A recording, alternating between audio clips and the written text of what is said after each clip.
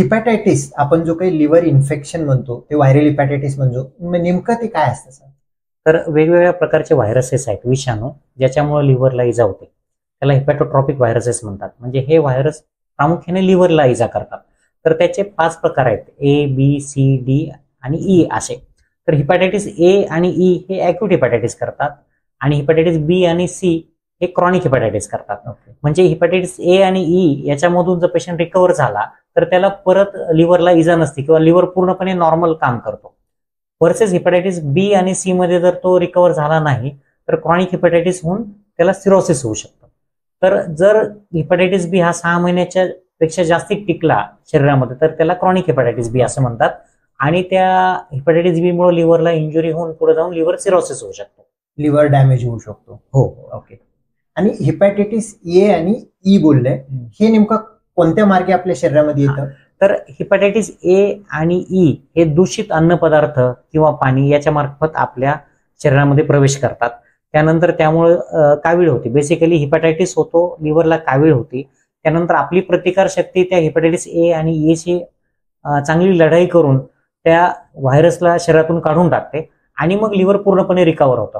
तर दूषित पाणी जे आहे बेसिकली आणि अन्न याच्यातून हिपॅटायटिस ए आणि ई पसरतात. याचाच व्यतिरिक्त जर हिपॅटायटिस बी आणि सी चा जर विचार केला तर ते पॅरेंटल रूटने जातात. म्हणजे काय, तर एखाद्या रुग्णाला हिपॅटायटिस बी आहे आणि त्या समजा एखादी माता आहे तिला हिपॅटायटिस बी इन्फेक्शन आहे तर त्या आईकडून बाळाला हिपॅटायटिस बी किंवा हिपॅटायटिस सी ट्रान्समिट होऊ शकतो. किंवा शारीरिक संबंधांतून हिपॅटायटिस बी नवरा बायकोला एकमेकांकडून ट्रान्समिट होऊ शकतात. हिपॅटायटिस सी तशा प्रकारे ट्रान्समिट होऊ शकतो. किंवा एखादं जे इंजेक्शन ड्रग युजर्स असतात की जे ड्रग्ज घेतात तर एखाद्या त्यांनी ती सुई वापरली ज्याला हिपॅटायटिस बी आहे आणि ती सुई निर्जंतुक न करता दुसऱ्याने वापरली तर हिपॅटायटिस बी किंवा हिपॅटायटिस सी ट्रान्समिट होऊ शकतो. ओके. हिपॅटायटिस ए मध्ये तुम्ही सांगितलं की कावीळ होतं, पण बरेच लोक काय म्हणतात कावीळ झालं, हिपॅटायटिस ए असतो, ताप असतो, कावीळ असतो आणि ते जाऊन काही वेगळे मेडिसिन घेतात, आयुर्वेदिकचे मेडिसिन म्हणा किंवा काही चूर्ण वगैरे असे घेतात आणि सांगतात की त्यांना कावीळ पूर्ण बरं झालं. हे खरोखर होतं का असं? ऍक्च्युली हिपॅटायटिस ए आणि ही असे आजार आहेत की ज्याला अँटीव्हायरल ड्रग्सची गरज नाही. सपोर्टिव्ह सिम्पटमॅटिक ट्रीटमेंट फक्त देतो आपण. त्यातही लक्षणं फक्त पहिल्या आठवड्यातच असतात आणि हे दोन्ही जे व्हायरस आहेत आपल्या प्रतिकारशक्तीनेच पूर्ण बरे होतात. म्हणजे तुम्ही ते ॲलोपॅथिक किंवा आयुर्वेदिक किंवा इतर काही उपाय जे आहेत ते केले नाही तरी हिपॅटायटिस ए आणि ई बरा होणार आहे, कारण त्याचा जो क्युअर रेट आहे तो 99% पेक्षाही जास्त आहे. खूप कमी पर्सेंटेज पेशंटमध्ये असं होतं की त्यांना लिव्हर फेल्युअर मध्ये जातात आणि पुढे जाऊन त्यांना लिव्हर ट्रान्सप्लांटची किंवा ऍडव्हान्स मेडिकल ट्रीटमेंटची गरज पडते. बहुतांश पेशंटला काहीही करावं लागत नाही आणि यामुळं ते पेशंट ते माळ घालतात किंवा नाकात काही औषध टाकतात किंवा काही आयुर्वेदिक उपाय करतात आणि बरे होतात. म्हणजे तो स्वतः आजार बरं होणार आहे, त्यामुळे असं वेगळं काही करण्याची गरज नाही. तीव्रता जर का त्या एक्सपर्टनी सांगितलं हा खूप तीव्र आहे, ज्याच्यामध्ये ओटीपीटी खूप वाढलेलं आहे किंवा दुसरे काही दिसून येत आहेत, पीटीआयआर डिरेंज झाले, असं काय असेल तर ट्रीटमेंटची गरज आहे. बाकी सगळ्यांना सिम्पटमॅटिकली बरं होतं. आता ट्रीटमेंट बघितलं नेमकं आता होण्याचं जो कारण आहे दूषित पाणी आणि दूषित अन्न म्हटलं तर नेमकं कोणत्या मार्फत येतं ते अवॉइड करण्यासाठी, प्रिव्हेंट करण्यासाठी हिपॅटायटिस ए, हिपॅटायटिस ई काय करायला पाहिजे, आपण काय काळजी घ्यायला पाहिजे? की ज्याला हिपॅटायटिस ए किंवा ईचं इन्फेक्शन झालेलं आहे त्याच्या स्टूलमध्ये ते हिपॅटायटिस ए आणि ई हे व्हायरसेस पसरतात.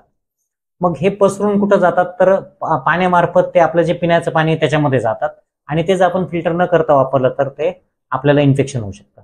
तर साधं जे आपण आहे की हायजिनिक प्रॅक्टिसेस ज्याला म्हणतो आपण, की वारंवार हात धुणे किंवा जेवायच्या आधी आपण हात धुतो किंवा पाणी जे आहे ते फिल्टर करून पिणे किंवा बाहेरचं जे आहे अन्न शिजवून ठेवलेलं आहे ज्याच्यावर माशा बसतायत असं न खाणे, हे साधे जे याला हायजेनिक प्रॅक्टिसेस म्हणतो यांनी हिपॅटायटिस ए आणि ई याचं प्रमाण कमी होऊन ते आपल्याला होणार नाही.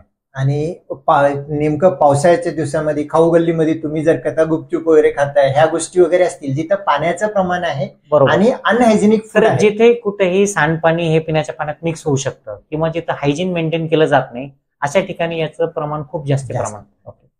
बऱ्याचदा काय होतं की लोक हिपॅटायटिस मध्ये असं मला वाटतं समज आहे की ऊसाचा रस पिल्याने हिपॅटायटिस लवकर बरा होतो, पण जो ऊसाचा रस आहे तो बऱ्याचदा आपण बघितलं जे गुऱ्हाळ असतं ऊसाचं त्याच्या आजूबाजूलाच त्याचं पाणी सांडलेलं असतं, तिथं घाण जमा झालेली असते, त्याच्यावर माशा बसतात. त्या घाणीत बसलेल्या माशा परत त्या उसावर येऊन बसतात किंवा जिथं रस बनतोय तिथं येऊन बसतात आणि तोच सोर्स बनतो इन्फेक्शनचा. तर ते असं अनहायजेनिक टाळायला पाहिजे आपण. ओके. स्वच्छ राहिलं आणि खाण्यापिण्यावरती लक्ष ठेवलं आणि चांगलं खाल्लं तर हिपॅटायटिस ए आणि ईचं संक्रमण आपण थांबवू शकतो. त्याच्या अगेन्स्ट हिपॅटायटिस बी जो आहे हा व्हायरस, याला खूप चांगली लस उपलब्ध आहे आणि आपल्या शासनाने चांगलं जे पाऊल उचललेलं आहे ती जी लस आहे ती युनिव्हर्सल इम्युनायझेशन प्रोग्रामचा भाग आहे. म्हणजे सगळ्या लहान मुलांना जन्मल्यावर ती हिपॅटायटिसची लस जी आहे हिपॅटायटिस बी ची ती आपसुकच मिळते. त्यामुळे त्यांची प्रतिकारशक्ती हिपॅटायटिस बी च्या अगेन्स्ट तयार होते. त्यामुळे आयुष्यभर त्यांना हिपॅटायटिस बी होणार नाही. फक्त जे अडल्ट आहेत आपल्यासारखे लोक, त्यांना हिपॅटायटिस बी ची व्हॅक्सिन मिळालेली नाहीये, अशा लोकांमध्ये हिपॅटायटिस बी चं प्रमाण वाढू शकतं. तर त्यासाठी जे आहेत की ज्याला युनिव्हर्सल प्रिकॉशन्स आपण म्हणतो, म्हणजे आता सिंगल यूज सिरिंजेस आणि निडल्स आलेले आहेत की जे आपण एकदा वापरून फेकून देतो, त्या डिस्ट्रॉय केल्या जातात. किंवा कंडोम वापरणे, जेव्हा ज्या अनसेफ सेक्शुअल प्रॅक्टिस आहे त्यामुळे हिपॅटायटिस बी पसरू शकतो. किंवा ब्लड ट्रान्सफ्युजन मध्ये आता प्रत्येक जी ब्लड बँक आहे ती हिपॅटायटिस बी आणि हिपॅटायटिस सी आणि HIV साठी टेस्ट केली जाते ऍडव्हान्स टेक्निक्सने. त्यामुळे हिपॅटायटिस बीचं ट्रान्समिशन या सगळ्या गोष्टींनी कमी होतं. आणि व्हॅक्सिन जी आहे ती खूप सेफ आहे हिपॅटायटिस बी ची व्हॅक्सिन. आणि ती जे हेल्थ केअर वर्कर आहेत किंवा ज्यांना रिस्क आहे हिपॅटायटिस बी ट्रान्समिट होण्याची, त्या सगळ्यांनी 100% घेतली पाहिजे. ओके. आता काही लोक येतात, आपलं एंडोस्कोपी कोलोनोस्कोपी करायला गेलं आणि आपण हिपॅटायटिस म्हणून तपासणी केलं, त्याला हिपॅटायटिस पॉझिटिव्ह म्हणून येतो. मग त्याला असं वाटतं की मोठा काहीतरी आजार झाला. त्यावेळेला नेमकं त्या पेशंट बद्दल तुम्ही काय करता आणि काय सजेस्ट करता, फर्दर टेस्ट काय करता? बरोबर. जर आता स्क्रीनिंग मध्ये हिपॅटायटिस बी पॉझिटिव्ह आला, याचा अर्थ काय आहे की त्याला इन्सिडेंटली डिटेक्टेड म्हणतो आपण. त्या पेशंटला लिव्हरचा तसा काही आजार नाहीये, पण आपल्याला दुसऱ्या कारणासाठी आपण टेस्ट केला किंवा एखाद्याची सर्जरी आहे त्याच्यात टेस्ट केली, किंवा काही लोक अरब राष्ट्रांमध्ये नोकरीसाठी जातात तिथे हिपॅटायटिस बी ची टेस्ट केली जाते. तर असे पेशंट ते रिपोर्ट घेऊन आमच्याकडे येतात. तर आम्ही त्यावेळी काय बघतो की त्या व्हायरसचं इन्फेक्शन आहे, पण त्या व्हायरसमुळे लिव्हरला इजा झालेली आहे का, त्यासाठी आपण पेशंटची सोनोग्राफी करतो. त्यामध्ये लिव्हरचं स्ट्रक्चर नॉर्मल आहे का ते कळतं, सिरोसिस नाही हे कळतं. त्याच्यानंतर आपण ब्लड टेस्ट करतो, त्याच्यामध्ये लिव्हर फंक्शन टेस्टमध्ये लिव्हरला इजा आहे की नाही ते कळतं. त्यानंतर व्हायरसच्याही काही प्रकारच्या टेस्ट आहे. त्याचं हिपॅटायटिस बी साठी आपण व्हायरल लोड आणि E antigen, hepatitis B E antigen या टेस्ट करतो. त्यामुळे तो व्हायरस किती प्रमाणात रिप्लिकेट होतोय किंवा तो ट्रान्समिट होऊ शकतं का हे कळतं. आणि हे सगळं बघितल्यानंतर त्या पेशंटला हिपॅटायटिस बीच्या अँटीव्हायरल ड्रग्ज आहेत, म्हणजे गोळ्या आहेत की ज्या हिपॅटायटिस बी व्हायरसला नष्ट करतात, त्याची गरज आहे की नाही ठरवतो.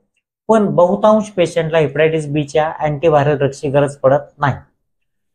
त्यामुळं आपण दर 6 महिन्याला मॉनिटर करतो की हिपॅटायटिस बी मुळे लिव्हरला इंजुरी होतीये का, आणि इंजुरी झाली तर आपण गोळी चालू करतो. त्यानंतर ह्या हिपॅटायटिस बी चा जो रुग्ण आहे आपल्याला सापडलेला, त्याच्या घरातल्या सगळ्यांना आपण हिपॅटायटिस बी ची लस घ्यायला सांगतो, ज्याला रिंग इम्युनायझेशन म्हणतात, जेणेकरून त्याच्यामुळे ट्रान्समिट होणार नाही.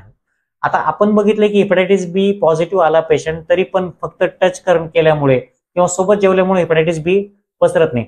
जोपर्यंत त्याचं रक्त आपल्याला कुठं बॉडी फ्लुइड्स किंवा रक्त आपल्याला लागत नाही किंवा त्याला काही इंजुरी झाली आहे आणि त्यातून त्याचे बॉडी सिक्रेशन जे आहेत ते बाहेर येतात, तोपर्यंत काही भीती नाही. हिपॅटायटिस सी ला खूप चांगला अँटीव्हायरल ड्रग उपलब्ध आहे. एक 3 महिन्याचा गोळ्यांचा कोर्स केल्यानंतर हिपॅटायटिस सी व्हायरस हा शरीरातून नष्ट होतो.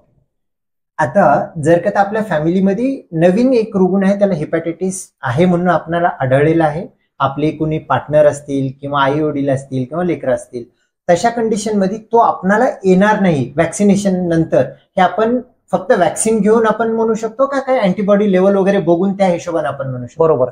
तर आता मी डॉक्टर आहे, तर आपल्याला बऱ्याचदा रक्ताशी संबंध येतो. तर मी हिपॅटायटिस बी ची व्हॅक्सिन घेतलेली आहे, पण ती इम्युनिटी तयार झालेली आहे, ती काही काळानंतर विन ऑफ होऊ शकते हिपॅटायटिस बी व्हॅक्सिन. त्यामुळे त्याला हिपॅटायटिस बीच्या अगेन्स्ट अँटीबॉडीज आहेत त्याचं टायटर आपण करून बघतो. ते टायटर जर 10 पेक्षा जास्त असेल तर ते प्रोटेक्टिव्ह आहे, मग अशा वेळी व्हॅक्सिनची गरज नाही. ते जर 10 पेक्षा कमी गेलं तर आपण एक बूस्टर डोस घेऊ शकतो. काही वेळा खूप कमी पर्सेंटेजमध्ये व्हॅक्सिन इज नॉट इफेक्टिव्ह. बरं, काही वेळा कोल्ड चेन न मेंटेन केल्यामुळं किंवा इम्युनिटीच्या काही प्रॉब्लेम्समुळं हिपॅटायटिस बी व्हॅक्सिन मध्ये अँटीबॉडीज तयार होत नाही. अशा वेळी आपण अँटीबॉडी टेस्ट करून ते कन्फर्म करू शकतो की अँटीबॉडी तयार झालेल्या आहेत आणि पेशंट प्रोटेक्टेड आहे की नाही. म्हणजे व्हॅक्सिन सुद्धा घ्यायचं असेल तर चांगल्या ठिकाणी आणि प्रॉपर कोल्ड चेन मेंटेन ठेवलं तिथलं घ्यायला.